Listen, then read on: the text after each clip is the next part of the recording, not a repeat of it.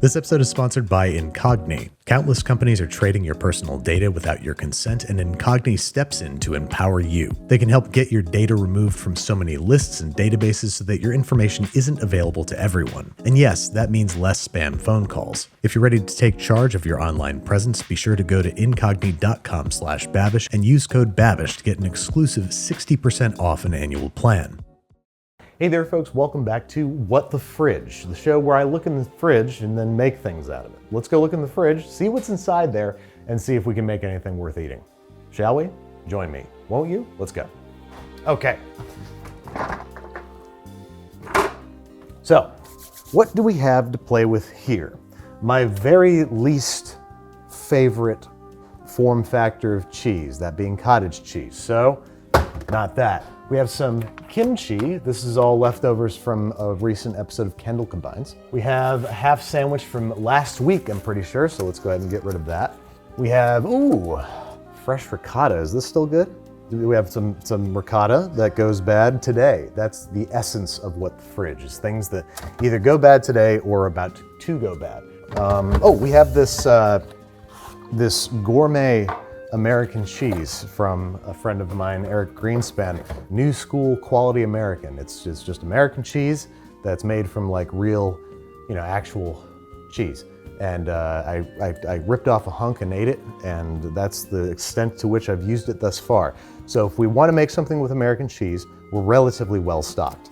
Got, some scallion oil. This is the oil that was made for the scallion noodles from Everything Everywhere All at Once, and it's really imbued with a lot of really wonderful flavor, like scallions and ginger, garlic, cilantro. Not that I like cilantro, but once you cook cilantro, it like kills the thing that makes it taste like soap for me.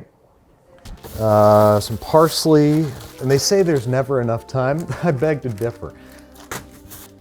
So do we have more American cheese than we have anything else, like at all? What's in the freezer?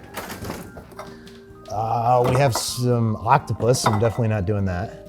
Some ramen noodles, more American cheese. This is the American cheese that I made. We have not one, not two, but 3 different varieties of American cheese.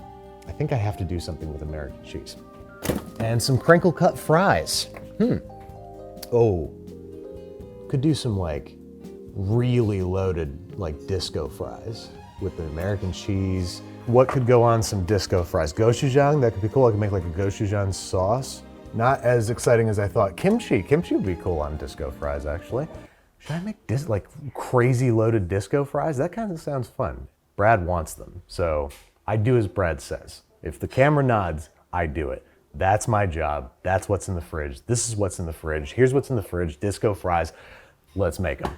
So I think I'm going to make some disco fries, which I'm gonna look up what that actually means. Hang on a second, let me get my phone. What are disco fries? Disco fries is an American side dish consisting of thick cut steak fries that are layered with brown gravy and mozzarella. With brown gravy and mozzarella cheese? That's poutine, that's not disco fries. What? Disco fries are just poutine. So what am I making then? I'm not making poutine. Loaded fries, fully loaded fries. I'm making fully loaded fries, not disco fries. I have some crinkle cut fries. I have some peppers. I have some delicious scallion oil, some nice pickled chilies that Alvin made many moons ago for a little bit of heat. I have some shiitake mushrooms, kimchi for the sauce, red miso for the sauce, and this gigantic block of New School premium American cheese. Kimchi cheese fries. Kimchi's fries. There we go. There it is. Kimchi's fries. We're making kimchi's fries. I'm gonna keep saying it. Kimchi's fries. So the first thing I have to do is get this defrosting because we've decided to afford me the opportunity to look in the freezer, thereby yielding this 1 pound burger mix. And while that goes, I will prepare some of my toppings. So American cheese is so dang processed, even this gourmet version, that I'm pretty confident that I can just melt it together with milk and it'll make a perfect cheese sauce. Probably like that much. I don't even know. I doubt it matters. And maybe I'll add the kimchi straight in. I can't think of a single reason why not. So I'm going to do it. Whoa, that's a lot more than I thought I was gonna. I have every confidence that this is gonna be perfect. and that I'm never gonna have another problem again in my life. Starting now. Got a little bit of red miso. This should add a little bit more savory flavor, and away we go. Cranking this up a little bit. I've never broken American cheese in my life, and I'm not starting now. Indivisible, under God. That means you can't break it if it's indivisible. But it is a free cheese, so it's hard to get it to do what you want. Totally, yeah. I got no addition to that. Because frankly, mine was perfect. We should have ended it there. Okay, you want me to cut that part out? What? That part of the edit? Which, your addition to it? Yeah, they've already seen it. You're gonna leave this entire part in here, I can already tell. Yeah. Just because we're talking about it. Right. So, sorry folks that Brad didn't cut this out. You didn't need to see this. Yeah, there we go. Go to sleep. Shh, shh, shh, shh, shh. Oh man, we really need to take that off, don't we? Yeah. Oh shit, oops. This is boiling. But it still looks fine. You cannot, indivisible.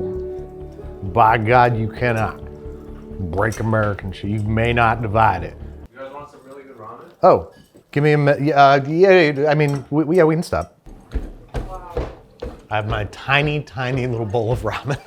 And folks, what's cool is that Alvin made this giant bowl of ramen just now, and he had to make an entire pork belly for it. So he's got tons of these beautiful slices of pork belly. So I'm going to go ahead and abandon that stupid ground beef in favor of this, which is going to be way better. Okay, so one thing that the cheese sauce needs is a little bit more heat, and that's where these pickled chilies are going to be perfect. So I'm going to chop these bad boys up. You know, I should probably add some of the pickling liquid too. That'd probably be good. Give it a little tang. Let's throw these pickled chilies in there. That'll be good. A little bit of the pickling liquid. That'd be good. Let's see if that breaks it. Not today. Can't break it. All right, let's see what that tastes like. Ooh, that's good. It needs more heat though. What do I do? Gochujang. All right, this is gonna add some wonderful color too, like the stripes in the American flag.